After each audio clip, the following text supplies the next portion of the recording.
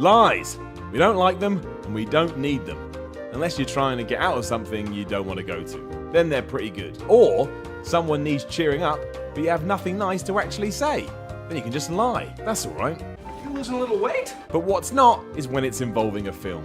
Don't get my hopes up and force me to spend hard-earned cash only to find out what I was led to believe wasn't true. It happens all the time. I'm Simon from What Culture, and this is 10 flat-out lies we were told just to sell a movie, and we stupidly believed. Number 10. It's set in a realistic world, from Man of Steel. The reason this was so exciting is because of Batman, or more specifically, what Chris Nolan had done with Batman. The Dark Knight trilogy was so compelling because it felt like Bruce Wayne existed in the real world, and that just made you buy into the idea even more. It's even more interesting where Superman is involved because he has actual superpowers. Tinkering with the concept of how Earth as we know it reacts to that is straight up great. But then you watch the movie, and it's littered with sci-fi nonsense more than human elements of interaction, and comes across like some weird alien documentary.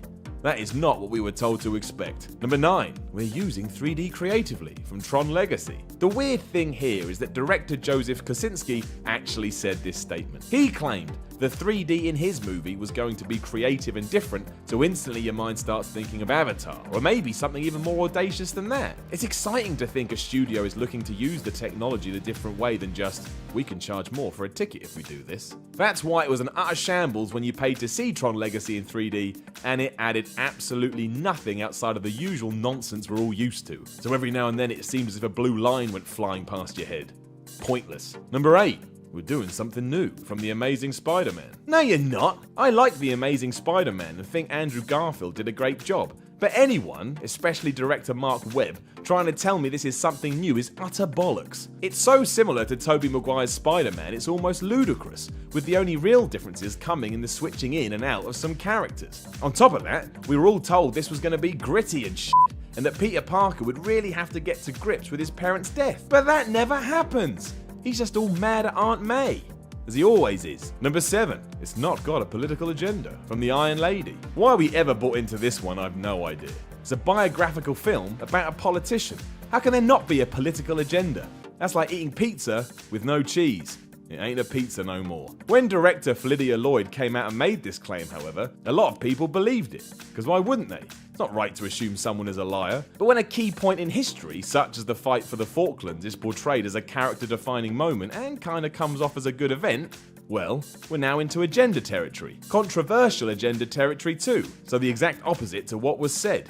Number 6. Ben Kingsley is the Mandarin from Iron Man 3. This one is actually quite clever given how Iron Man 3 plays out, but it's still a damn lie. Can't spin that. As it turns out when you watch the film, Ben Kingsley the Mandarin is actually a decoy, so he's not the actual Mandarin.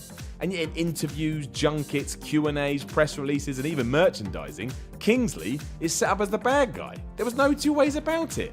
That was going to be his role in the movie. The twist was met with smiles across the world, and Kingsley was great in it. So, as we agreed upon at the start of this list, sometimes lies are alright. Number 5. We've learnt from the last one, from Transformers Revenge of the Fallen. Michael Bay actually said this, even though Revenge of the Fallen was almost exactly the same as the previous Transformers movie, and almost exactly the same as the Transformers that would come after that, and so on and so forth. Actually, scratch that, because it was worse. So when Bay said learnt, he meant learnt nothing.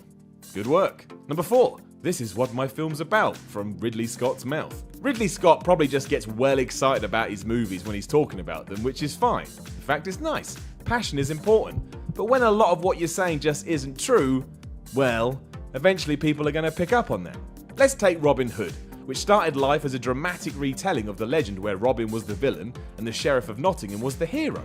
At one point, Russell Crowe was even going to play both roles. When the film was released, however, it was just another origin story. Then there was Prometheus, which had the gall to call itself a prequel to Alien, even though it barely resembled that franchise at all. In fact, I'm convinced you could get the biggest Alien fan to watch it without knowing that information, and they'd never make any connection between the two. Either way, both times fans were told one thing and got another.